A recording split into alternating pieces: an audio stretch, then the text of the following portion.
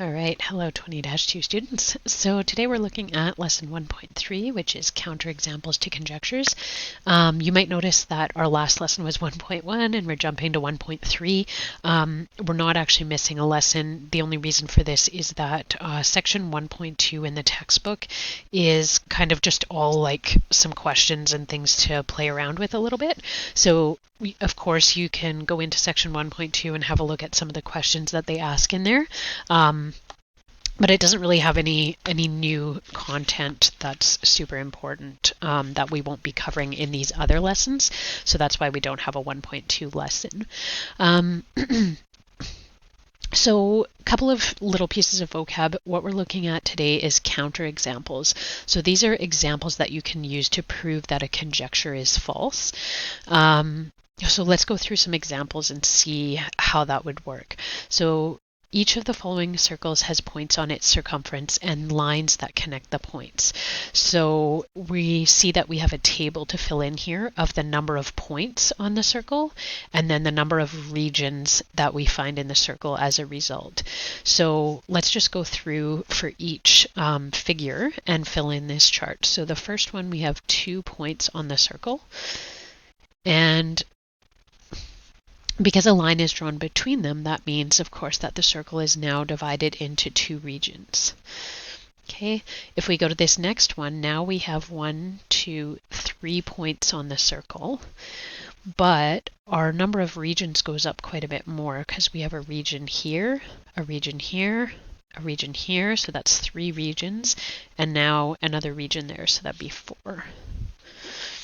Okay, in our next one, we have 1, 2, 3, 4 points on the circle, and then lines are connecting all of them. So if we count the number of spaces in there, we have 1, 2, 3, 4, 5, 6, 7, 8 regions there. So the next question that we would kind of ask would be, where are we going from there, right? So these are the ones that are pre-drawn for us. What happens if we have 5 points on the circle? So 1, 2, 3, 4, 5. Let's try drawing it out. And then remember, we need to have a line connecting each one of these segments.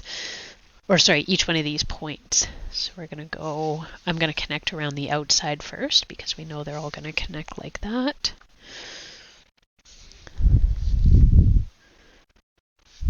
Okay. And then you have to connect each point to each other point, right? So if I start here, I've already connected this point to that one. I need to still connect it to that one, and then it's already connected there. If I look at this point, it's already connected to that one, but it needs a connection with this one. And it needs a connection with that one, and then it already has a connection with this one. This one is connected here, here. It's not connected to this one over here, but it is connected to this one here. This one, same thing, it's connected to that one, that one, that one, and that one. So all of our connections are made now, so we have our complete picture. So now we have 5 points on our circle, and we want to determine how many areas we have.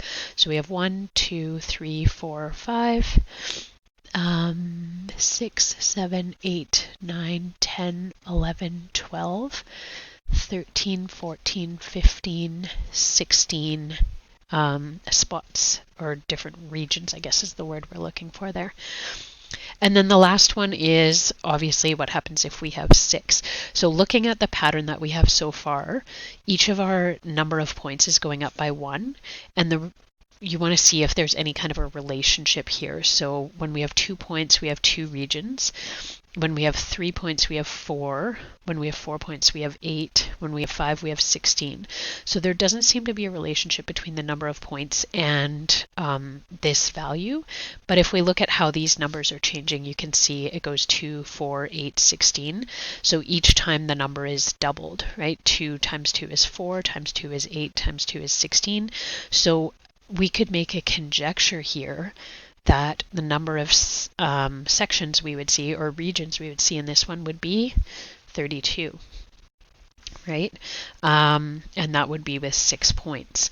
So we want to determine if that is accurate. So let's make 6 points here. So we're going to do 1, 2, 3, 4, 5, 6. This one is kind of a labor-intensive question they gave us.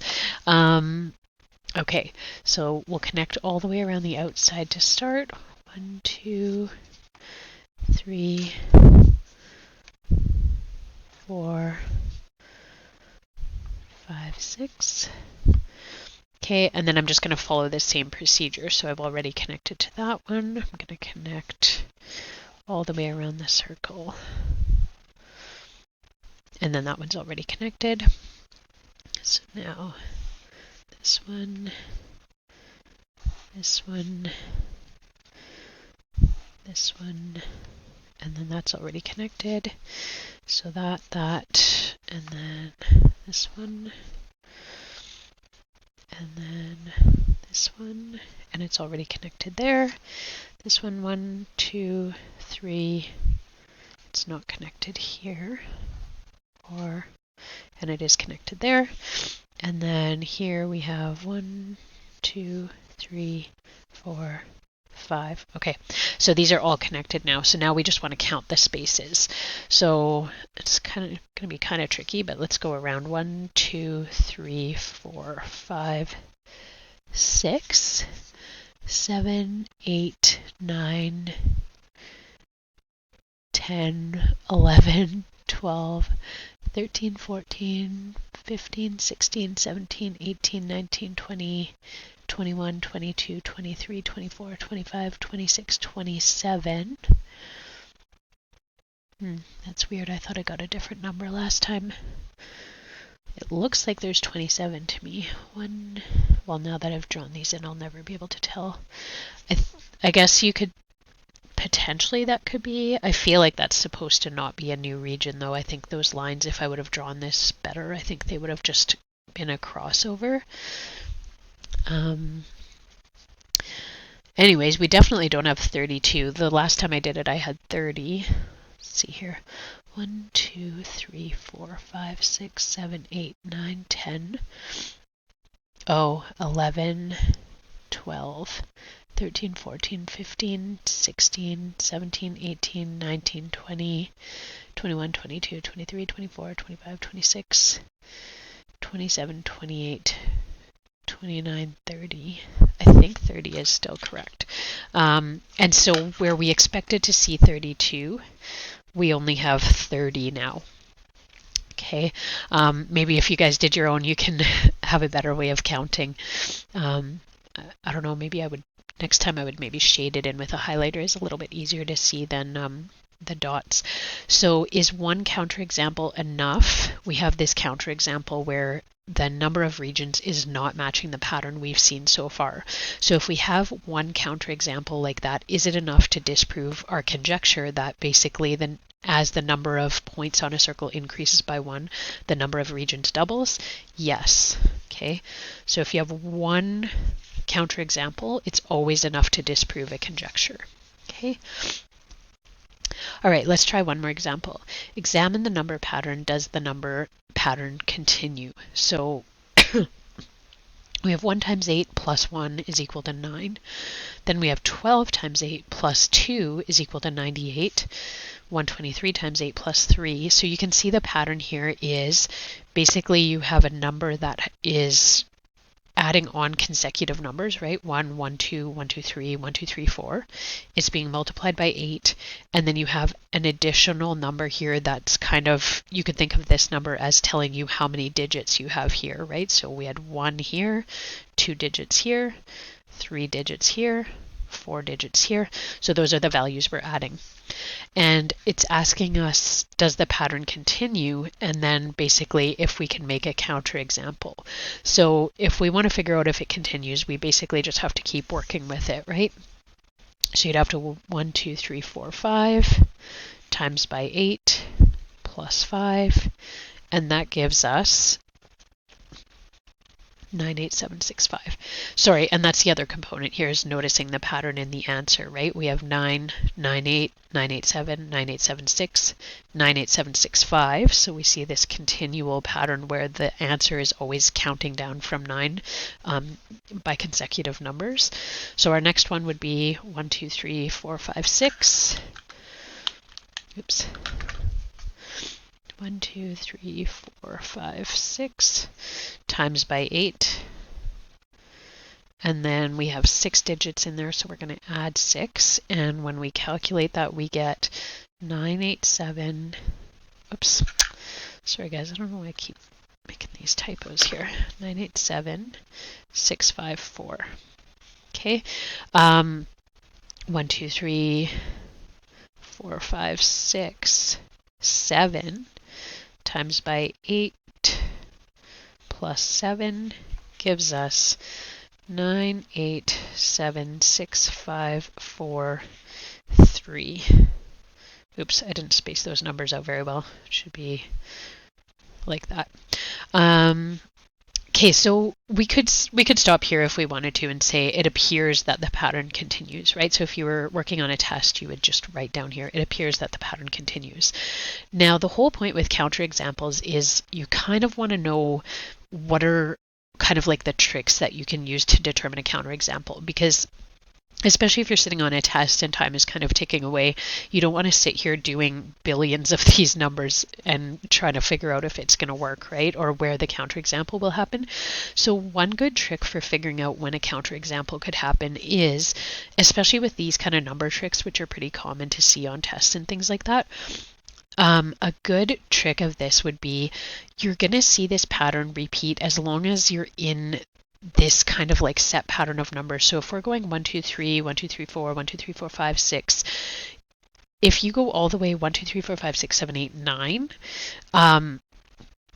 if the pattern has held that far, you would expect that it'll hold up to 9, but usually where the change starts to happen is when you roll over into the next set of numbers. So of course, when we think about counting, we would go 1, 2, 3, 4, 5, 6, 7, 8, 9, and then we start into double digits, 10, 11, 12, 13, 14, right? And every time we roll over by tens, we think about kind of a change happening. And so this often happens with these kind of number tricks, is where you switch into like double digits, for example, is where you're going to see the counterexample happening. So instead of trying like 8 and 9 here, let's try jumping straight to what would happen if we thought about adding 10 in there. So we would have 1, 2, 3, 4, 5, 6, 7, 8, 9, 10. Okay, times by 8, and then we would have to add 10 because we've put in 10 digits here.